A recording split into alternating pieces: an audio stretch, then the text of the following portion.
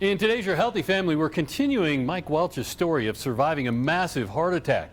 When he arrived at the emergency room in Woodland Park, the outcome was very much in question.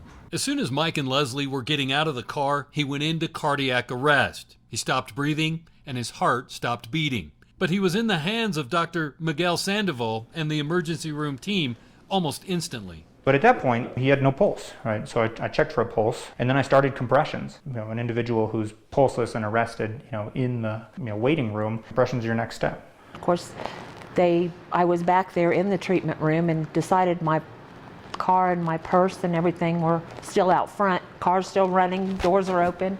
So I went back to call my son and move my car. A lot happened in the few minutes Lezlee was gone to bring Mike back to life. Fortunately, we did get him, then up onto the monitor, did a couple minutes of CPR. We then checked, and he was in what's called ventricular fibrillation, and it's one of those rhythms that you see frequently in folks that are having cardiac problems, but it's a deadly rhythm. He's got no pulse, and it fortunately responds usually, or at least hopefully, well to shocking.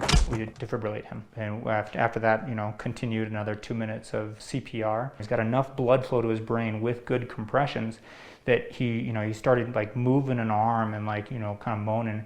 Mike was suffering a massive heart attack, sometimes referred to as the widowmaker. It's a heart attack that occurs when the left anterior descending artery is totally or almost completely blocked. Generally, about 12% of people who suffer this type of heart attack away from a hospital will survive.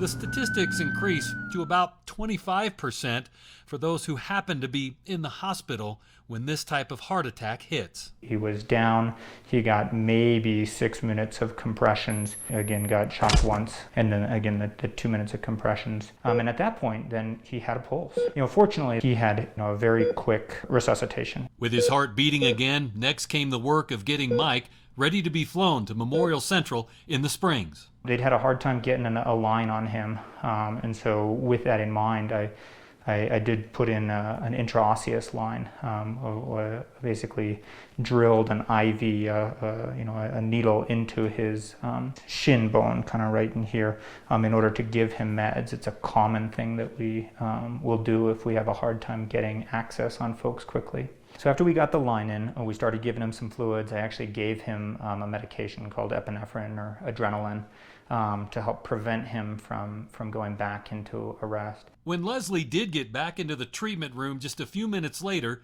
she got some surprising news. And they said, we have him back. And honestly, at that point, I didn't really know he was gone. So I was like, okay.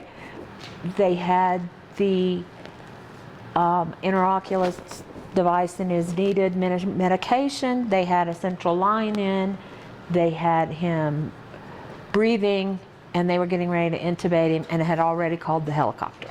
While Mike was breathing on his own and his heart was beating, he was far from stable. So with that in mind, I did actually move towards intubation, so putting a tube down his throat to breathe for him, to help control that airway, make sure that he's getting enough oxygen, and that when en route, when in flight, we called for a helicopter.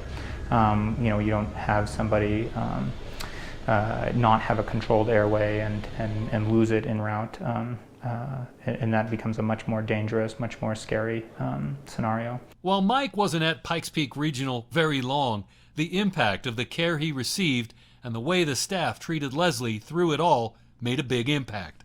I would say top to bottom time at Pikes Peak Regional Hospital was 20 minutes. It was an amazingly fast ride. But those people mean a lot to me. The personnel, there were 4 of them there. The nurses were Sharon and Peg, and the ER tech was Sarah. Sarah was the one who touched me the most. She got his wedding ring and gave it to me in that metal. Mike's next stop, UCHealth Memorial Central. He was taken by Lifeline's Air Critical Care transport helicopter. My son and I we drove down. I asked him if he was speeding twice and he said no, but somehow we beat the helicopter. We heard it land on the roof. Yeah. and the ER department at Memorial Central, that they were so nice. To run back there and find out if they'd gotten him in a room and get us back there with him as soon as possible. Once there and stabilized, he eventually had a stent placed in his heart to clear his blocked artery. And Mike remembers none of it. I missed the helicopter ride, and I hate that. That would have been beautiful scenery, flying from here, from Woodland Park to the Springs. And within a day, Dr. Sandoval got word that Mike had quickly stabilized and was on the road to recovery. When I got the message, I think it was less than 24 hours later, that he had been extubated. They'd actually taken out the breathing tube, and that he was moving and had no neurodeficits. I was, just kind of blown away, right? Like, you don't normally see that, right? That was awesome. And in our next story, the lessons we can all learn from Mike and Lezlee's experience. For your healthy family, I'm Myra Cronin. For more stories, head to yourhealthyfamily.com.